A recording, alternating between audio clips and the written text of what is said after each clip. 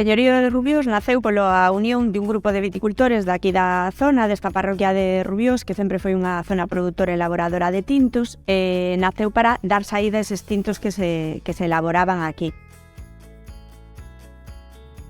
A nosa principal diferenza, sobre todo, é a aposta polas diferentes variedades que se poden elaborar dentro da denominación Rías Baixas. Nós somos unha adega diferente que elaboramos viños blancos, tintos e escumosos, e iso non o fai ningunha outra adega dentro da denominación.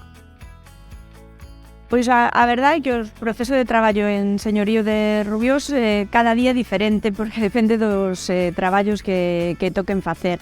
Se nos centramos no campo, pois dependendo da época na que estemos, pois estaríamos ou podando, ou atando, ou dando tratamentos, despois na época de vendima.